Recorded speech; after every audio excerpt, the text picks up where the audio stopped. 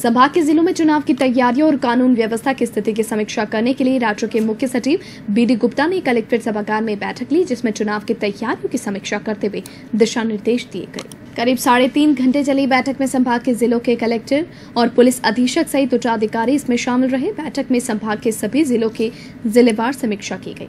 साथ ही विधानसभा चुनाव की तैयारी और कानून व्यवस्था की स्थिति पर विचार विमर्श किया गया।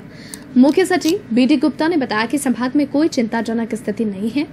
जोधपुर ग्रामीण और बाड़मेर जिले में चुनाव में बाधा उत्पन्न हो सकती है, ऐसा फीडबैक इस बैठक में सामने आया। इसको लेकर इन जिलों के आपराधिक छवि वाले लोगों पर नजर रखने और उन्हें गुंडा एक्ट में गिरफ्तार करने के आदेश दिए गए। अंतर्राष्ट्रीय सीमा पर कोई विशेष चिंता वाली स्थिति नहीं है, वहीं अंतर्राज्यीय सीमा पर चौकसी बढ़ा दी गई है।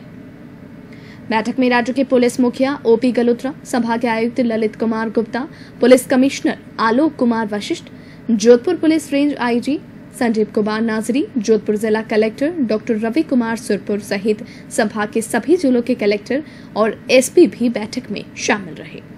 SP plus higher officers, divisional commissioner, IG, इसमें पुलिस कमिश्नर वगैरह इसमें उपस्थित थे।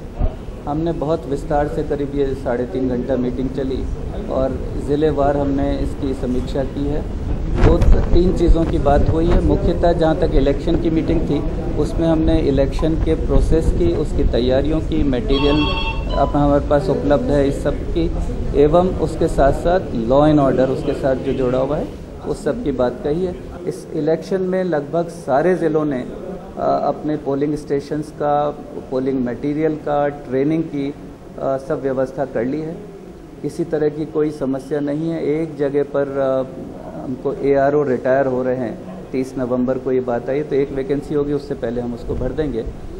लॉ एंड ऑर्डर सबसे बड़ी बात है जिसके बारे में विस्तार से चर्चा हुई है। और लॉ एंड ऑर्डर में हमारे पास जो एक फीडबैक यहाँ से निकल के आया है कि जोधपुर रूरल और बाड़मेर एरिया थोड़ा टफ रहेगा, उसकी सेंसिटिविटी, कास्ट कॉन्फ्लिक्ट्स वगैरह ज़्यादा हैं। उसमें हमने जोर दिया है आर्म्स लाइसेंस निरस्त करना, आर्म्स के सरेंडर करना, प्रिवेंटिव धाराएं जो निरोधात्मक धाराएं हैं 107, 109, 110, 122, 151 वगैरह के तहत जो हम इनको पाबंद करेंगे।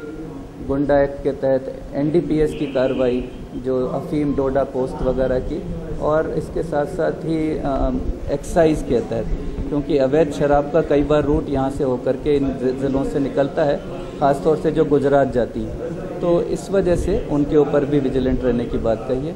ये मुख्यतः बात हुई थी कि एक समस्या जो आ रही है वो आती है जो इंटर स्टेट बॉर्डर है, क्योंकि इंटरनेशनल बॉर्डर से तो इतना ज़्यादा ताल्लुक़ नहीं है इन इलेक्शन का, लेकिन इंटर स्टेट बॉर्डर में जो हमने लगाया है कि नाके लगाए जाएंगे, नाके लगा करके, और उसके अंदर वहाँ से स्मगल ना हो चीज़ें और किसी प्रकार की गड़बड़ की संभावना नहीं रहे, गलत लोग इसमें एंटर नहीं करें, तो उसमें हमने CCTV कैमरे लगाने का फैसला यहाँ पर लिया है।